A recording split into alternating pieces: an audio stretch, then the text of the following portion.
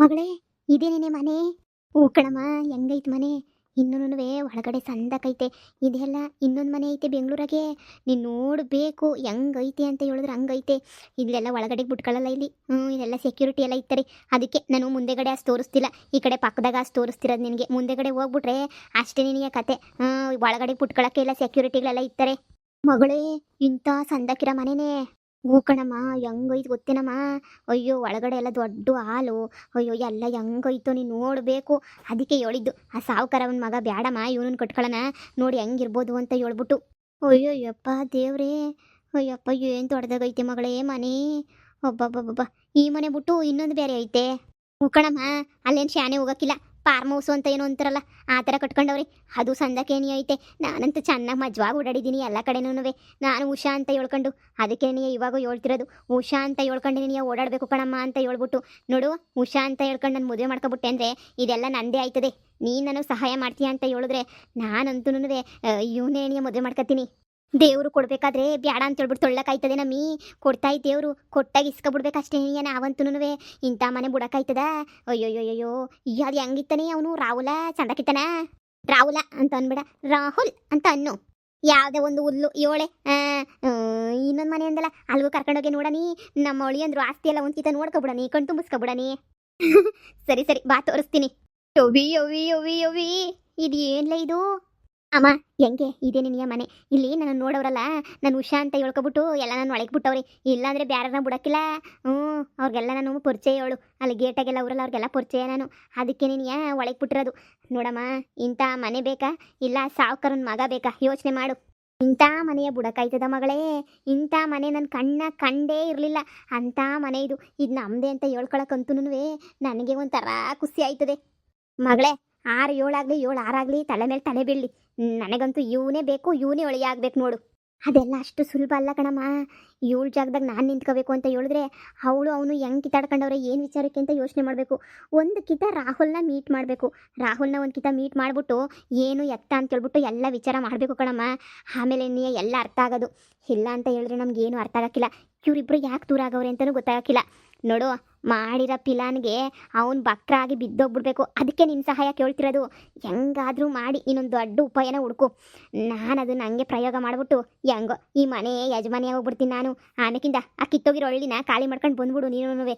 ನಾನು, ನೀನು, ಅಪ್ಪ, ನನ್ನ ಗಂಡ 4 ಜನನೂ ಇಲ್ಲಿ ಖುಷಿಯಾಗಿ ತಿನ್ಕೊಂಡು ನೋಡು, ಸ್ವಿಮ್ಮಿಂಗ್ ಪೂಲಾಗಿ ಈಜಾಡ್ಕೊಂಡು ಎಂಜಾಯ್ ಮಾಡ್ಕೊಂಡು ಇದ್ಬಿಡನಿ.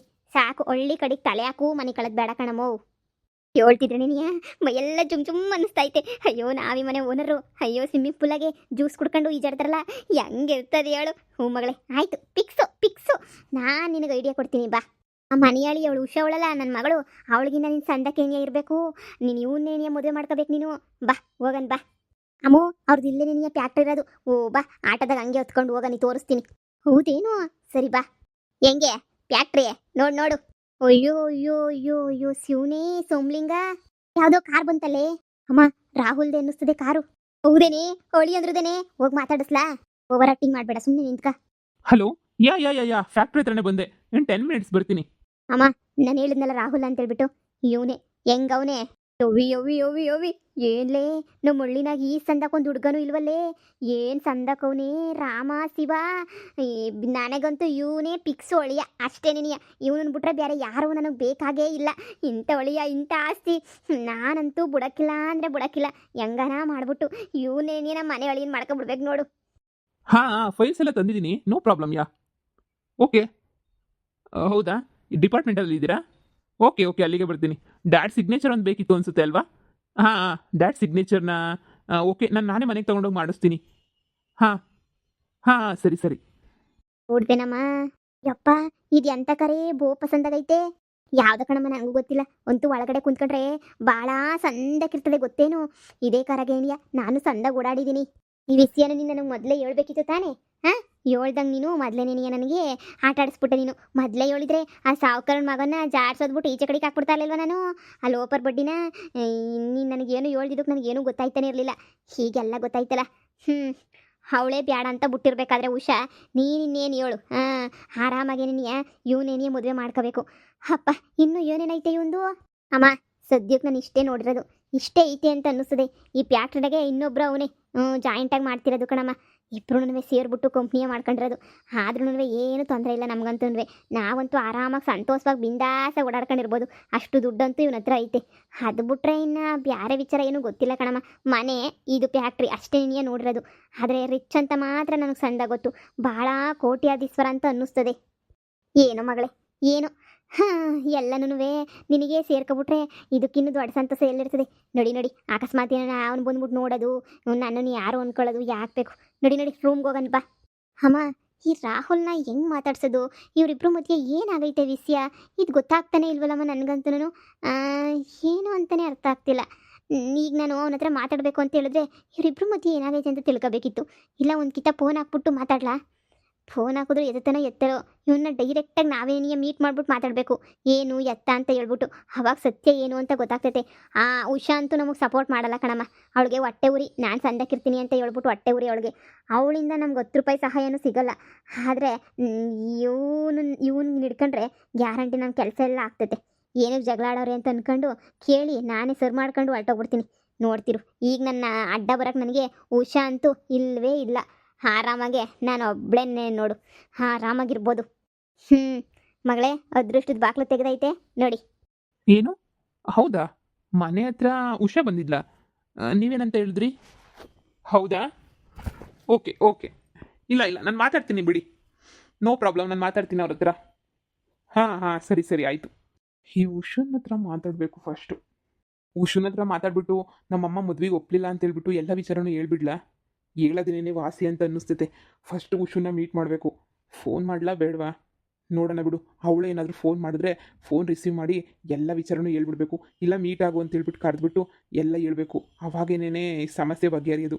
ಇಲ್ಲ ಅಂತೇಳಿದ್ರೆ ಪದೇ ಮನೆ ಹತ್ರ ಬಂದೋಗೋದು, ಅದು ಇದು ಮಾಡಿದ್ರೆ ಸುಮ್ಮನೆ ನನಗೆ ಪ್ರಾಬ್ಲಮ್ ಆಗೋದು. ಇವತ್ತು ನೋಡು, ಮನೆ ಹತ್ರನೇ ಬಂದಿಲ್ಲಂತೆ. ಛೇ, ಏನು ಮಾಡಬೇಕೋ ಏನು ಕತೆನೋ. ನೋಡೋಣ ಬಿಡು. ಮಗಳೇ, ಏನಾರ ಐಡಿಯಾ ಬಂತೇನೆ?